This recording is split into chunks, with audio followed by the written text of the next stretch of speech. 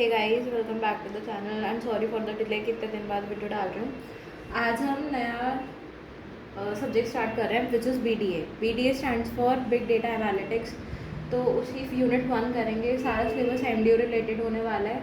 ये सारा सिलेबस मैंने लिख दिया है। विच इज़ बिग डेटा, कहाँ और क्यों और कहाँ यूज़ करते हैं, बिग डेटा होता क्या है, वो सारी चीज़ें देखेंगे।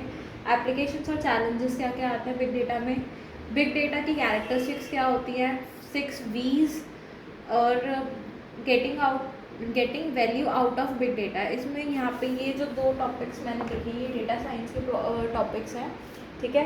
और steps of processing big data की बिग डेटा को हम प्रोसेस कैसे कैसे करते हैं। और लास्ट रहेगा टॉपिक फाइल डिस्ट्रीब्यूटेड सिस्टम, जो कि बहुत इंपॉर्टेंट टॉपिक है, ठीक है। So let's get started. First topic है हमारा बिग डेटा होता क्या है, उसके टाइप्स हैं। ये 3 टाइप्स लिखे हैं हमने।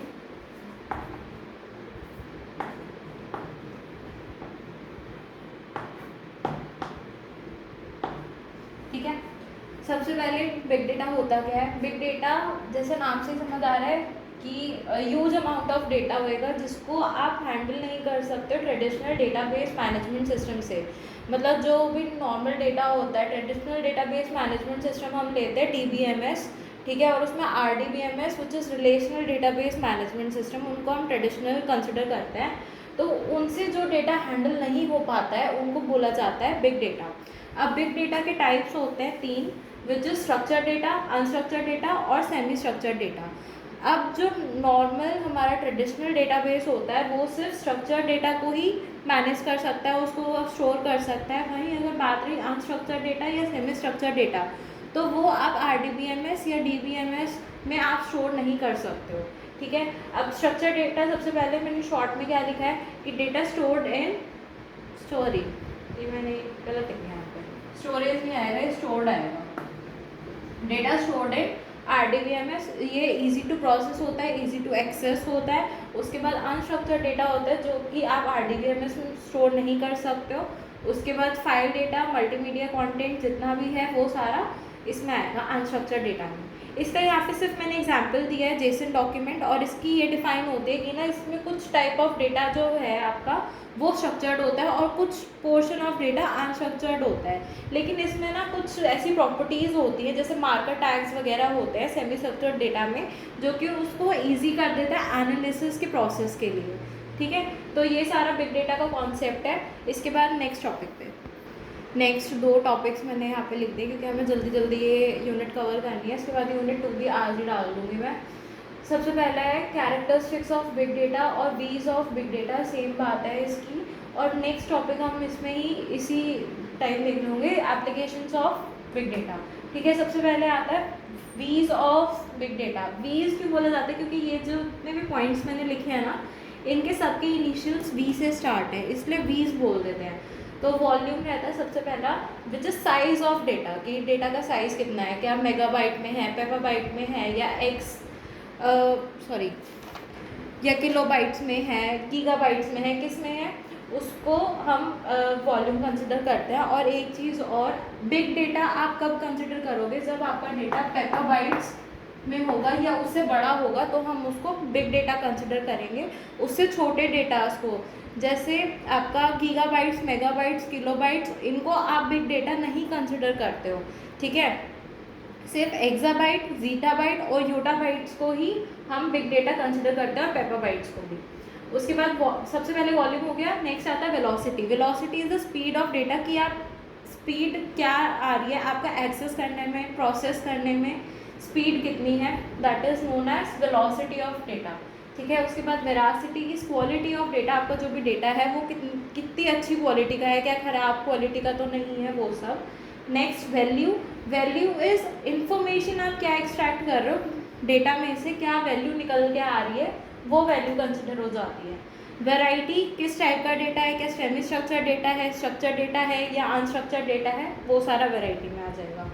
नेक्स्ट टॉपिक है एप्लीकेशंस। बिग डेटा की एप्लीकेशंस हैं कहाँ कहाँ पे, कम्युनिकेशन एंड मीडिया। मतलब अब पहले सबसे पहले हमने यही बात करी थी कि डेटा कितने टाइप्स का है। अब उसमें भी बिग डेटा में जैसे आपका जेसन फाइल है या CSV फाइल्स है, टेक्स्ट फाइल्स हैं, या स्ट्रक्चर्ड में कौन कौन से रेंजेस आ रहे हैं, तो वो सारा एप्लीकेशन इसकी रहते कि कम्युनिकेशन और मीडिया में हमारा ये एप्लीकेशन रहेगा उसका।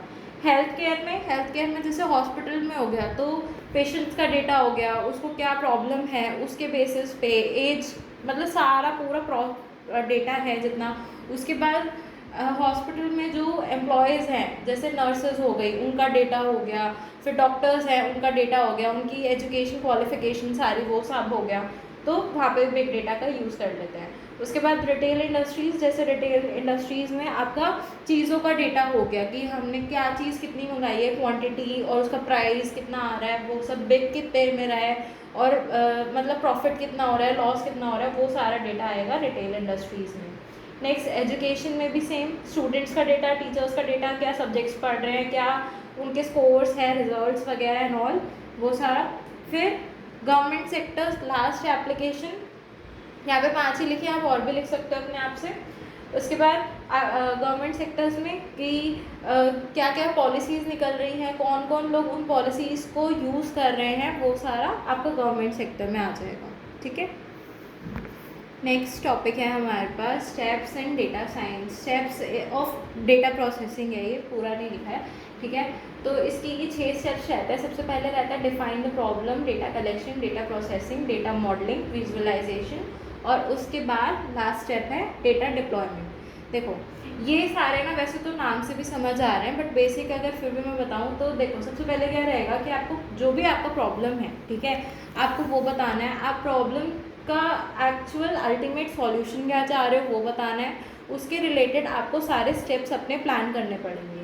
अब उसके बाद फॉर एग्जांपल मैंने कोई भी मॉडल बनाना है तो मैंने, या मेरे को कोई भी प्रॉब्लम देती है, रियल लाइफ प्रॉब्लम है, या जैसे कि अगर मैं फॉर एग्जांपल लूँ कि मेरे को किसी का भी फिटनेस का एक वो बनाना है, ऐप बनानी है या कुछ भी, तो अब मैं उसमें क्या लूँगी कि सबसे पहले मैं डिफाइन करूँगी प्रॉब्लम कि प्रॉब्लम है क्या। उसके बाद मैं रिलेटेडली डेटा कलेक्ट करूँगी कि किसको क्या क्या प्रॉब्लम्स हैं, उसके ऑल्टरनेटिव में क्या क्या सॉल्यूशंस हो सकते हैं उसको, कि अगर किसी को कोई हेल्थ प्रॉब्लम है तो हम उसको ऑल्टरनेटिव में क्या डाइट प्लान सजेस्ट करें, क्या एक्सरसाइज सजेस्ट करें, तो वो सारा हो जाएगा। अब डाइट के लिए डेटा कलेक्ट करना पड़ेगा, उसके बाद मेरे को उसके ऑल्टरनेटिव में एक्सरसाइजेस चाहिएंगी, क्या प्रॉब्लम्स हो सकती हैं, ठीक है, वो सारा डेटा कलेक्शन आ जाएगा। अब डेटा प्रोसेसिंग किस हिसाब से होगी, जहाँ पे भी रिडंडेंसी आ रही है हम उसको रिमूव करेंगे सबसे पहले, और जो भी मेरे को लग रहा है कि डुप्लीकेट वैल्यूज़ हैं उनको मैं रिमूव कर दूँगी। कहीं पे मिसिंग वैल्यूज़ हैं तो उसमें हम क्या कर सकते हैं, या तो एवरेजेस डाल सकते हैं पूरे कॉलम का, ठीक है, या मतलब उसको सारा प्रोसेस कर देंगे। फिर नेक्स्ट रहेगा हमारे पास डेटा मॉडलिंग। ये डिपेंड करेगा डेटा है किस टाइप का हमारे पास, क्या हमारे पास स्ट्रक्चर डेटा है, क्या सेमी स्ट्रक्चर डेटा है, उसके बेसिस पे आपकी डेटा मॉडलिंग लगेगी कि डेटा के ही टाइप्स के बेसिस पे हम डेटा मॉडल प्रिपेयर करेंगे।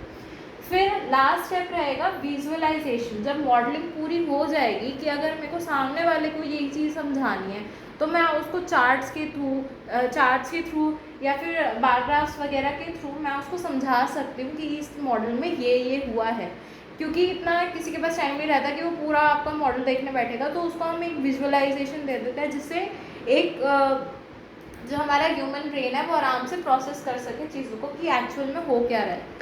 ओके, उसके बाद लास्ट रहता है मॉडल डिप्लॉयमेंट, कि आपका जो मॉडल बन गया आप उसको डिप्लॉय कर दो, और अगर फर्दर उसमें आगे कोई भी हमारा अपग्रेड्स वगैरह रहेंगे तो वो हम टाइम टू टाइम करते रहेंगे। So this was all about steps in data science for data processing. ठीक है, ठीक है, लास्ट टॉपिक है हमारा FDFS।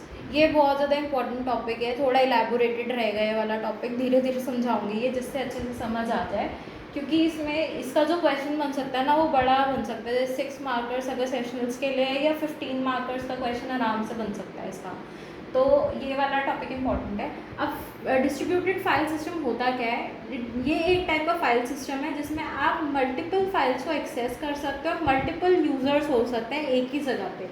ठीक है, अब ये अलाउ क्या करता है, सबसे पहले ये अलाउ करता है हमें कि हम एक्सेस कर सकते हैं फाइल किसी भी नेटवर्क से, कहीं से भी, कोई ऐसा रिस्ट्रिक्शन नहीं है कि आप वहाँ से फाइल एक्सेस नहीं करो, जहाँ से मर्जी है, और इन मतलब सेफ साइट से, ठीक है, ऐसे किसी भी अननोन से नहीं कि वायरस ही आ जाए कंप्यूटर में। तो इसलिए हम किसी भी नेटवर्क से फाइल्स को एक्सेस कर सकते हैं। और इसके बाद ये क्या करता है, परमिट करता है यूज़र को कि शेयर करो, इन्फॉर्मेशन आप शेयर कर सकते हो लेकिन परमिटेड मैनर में। कुछ रिस्ट्रिक्शंस होंगी कि आप इतना ही डेटा एक बारी में भेज सकते हो, ज़्यादा नहीं भेज सकते, ठीक है। एक परमिटेड मैनर में हम डेटा को शेयर कर सकते हैं। और इसमें होता क्या है, जो सर्वर है उसके पास तो पूरा कंट्रोल है, ओवरऑल पूरा कंट्रोल है डेटा पे, लेकिन यूज़र को वो एक स्पेसिफिक कंट्रोल प्रोवाइड करेगा कि आप सिर्फ एक्सेस कर सकते हो, उसको मैनिपुलेट वगैरह मत करना, नहीं तो ख़राब हो जाएगा डेटा, ठीक है। नेक्स्ट हम देखेंगे इसके फीचर्स, डिस्ट्रीब्यूटेड फाइल सिस्टम के सेम टॉपिक है, ठीक है। नेक्स्ट टॉपिक है हमारा, नेक्स्ट टॉपिक नहीं सब टॉपिक है DFS का, फीचर्स ऑफ DFS। तो इसमें सबसे पहले है transparency, scalability, high reliability, high availability, performance, easy to use और डेटा इंटीग्रिटी, ठीक है। तो अगर हम इसमें देखें फीचर्स में, सबसे पहला जो है ट्रांसपेरेंसी, उसमें ना काफ़ी सारे टाइप्स होते हैं, सब टाइप्स होते हैं, जिसमें सबसे पहला है स्ट्रक्चर्ड ट्रांसपेरेंसी, नेमिंग ट्रांसपेरेंसी, उसके बाद इसमें है एक्सेस ट्रांसपेरेंसी और रेप्लिकेशन ट्रांसपेरेंसी। अब ट्रांसपेरेंसी में इसमें जो सबसे पहला मैंने बोला स्ट्रक्चर ट्रांसपेरेंसी, वो क्या होता है, क्लाइंट जो है उसको अवेयर रहने की ज़रूरत नहीं है कि कितना नंबर ऑफ लोकेशंस है फाइल सर्वर में, वो मतलब फाइल अपने आप देख लेगी, उसमें क्लाइंट का कोई रोल नहीं है कि उसको ये पता होना चाहिए कि कौन सी फाइल कहाँ पे लोकेटेड है, वो सिर्फ सर्च बार में डाल सकते हैं और उनको फाइल एक्सेस हो जाएगी, ठीक है। उसके बाद नेमिंग ट्रांसपेरेंसी, वहाँ there should be no hint of file location in the file name, मतलब आपकी जो फाइल है उसको आपने मतलब फाइल डिस्ट्रीब्यूटेड सिस्टम में ना ऐसे नहीं होएगा कि मैंने इस फोल्डर में फाइल स्टोर कर रखी है, वो कुछ भी नहीं होएगा, फाइल नेम से आपको ये नहीं पता चलेगा फाइल एक्सेस हो कहाँ से रही है, ठीक है।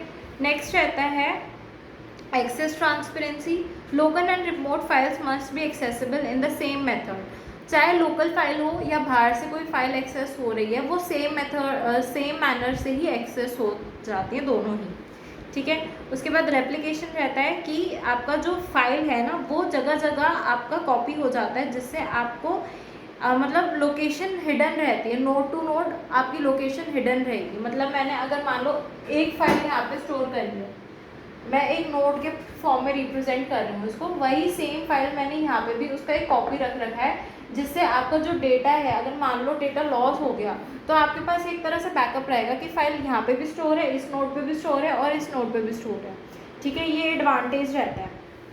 नेक्स्ट है हमारे पास स्केलेबिलिटी। स्केलेबिलिटी होता क्या है कि ना जैसे जैसे ज़्यादा डेटा आता जा रहा है वैसे वैसे जो डेटा को स्टोर करने की कैपेसिटी है वो भी इंक्रीज़ होती रहे कॉन्टीन्यूसली, ओके। उसके बाद नेक्स्ट टॉपिक है हमारा हाई रिलायबिलिटी। हाई रिलायबिलिटी में होता है कि जो रिस्क ऑफ डेटा होता है डेटा लॉस का, वो लिमिटेड हो, such as feasible in an effective DFS, ठीक है। यूज़र को कभी भी ये फील ना हो कि भाई मेरा तो डेटा लॉस हो गया तो मैं क्या करूँगा, प्रॉपर बैकअप्स होते हैं हर चीज़ के लिए, ठीक है। और उसके बाद हमारा है नेक्स्ट है परफॉर्मेंस और हाई अवेलेबिलिटी। हाई अवेलेबिलिटी क्या होता है, DFS should be able to function in case of partial failures like node failure और device crash.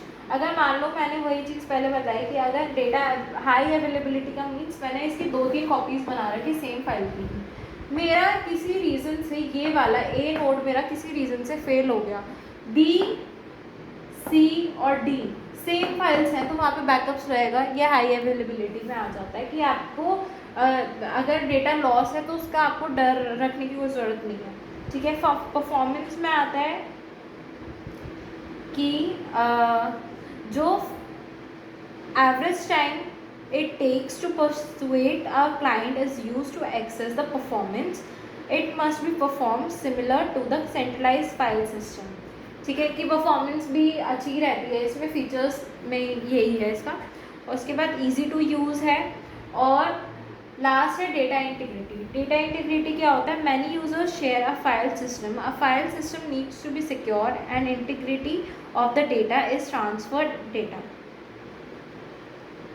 A concurrency control must be correctly synchronized concurrent access use request from several users who are competing for access to the same file, ठीक है।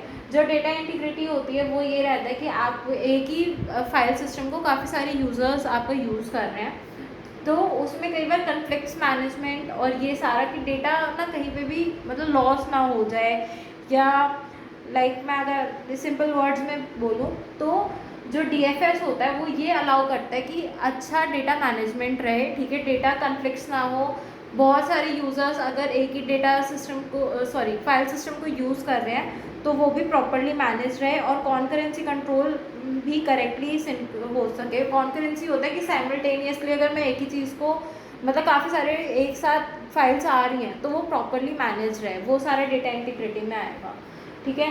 और इसके applications last रह गया है, जो कि इसका ना एक ओपन सोर्स फाइल सिस्टम रहता है जो DFS में ज़्यादा यूज़ होता है, विच इज़ हडूप। हडूप में क्या होता है, उसमें काफ़ी सारे ओपन सोर्स सर्विसेज का वो एक कलेक्शन है, ठीक है। और इसमें नेटवर्क फाइल सिस्टम और कॉमन इंटरनेट फाइल सिस्टम और नेटवेयर ये सारे इसके वो हैं एप्लीकेशंस है कि वहाँ पे आप इनको यूज़ कर सकते हो DFS। अगर साफ सिंपल वर्ड्स में बोलूँ, DFS आपका जहाँ पे भी बिग डेटा यूज़ हो रहा है वहीं पे यूज़ होएगा, ठीक है। तो इनके एप्लीकेशंस मेजरली तो हडूप पर रहता है क्योंकि वो ही ज़्यादा पढ़ा जाता है और मतलब उसके ज़्यादा यूजेस रहते हैं। आप इसके एडवांटेजेस और डिसएडवांटेजेस भी कर सकते हो 15 मार्कर्स में, क्योंकि पूरा चीज़ पूछ ली जाएगी। So this was all about the video. अगर वीडियो अच्छा लगे तो प्लीज़ लाइक शेयर सब्सक्राइब कर देना चैनल को, फ्रेंड्स के साथ शेयर करो। लास्ट मोमेंट पे पढ़ाई के लिए अच्छी है वीडियोज़ आई गेस। सो और जो भी अगर आपको लगता है कोई भी कंप्लेंट्स है तो वो कमेंट सेक्शन में आप दे सकते हो, और अगर इसके नोट्स चाहिए तो PDF आपको डिस्क्रिप्शन बॉक्स में मिल जाएगी, उसके लिए पहले नोट्स लिख देना, ठीक है। और so thank you so much for watching.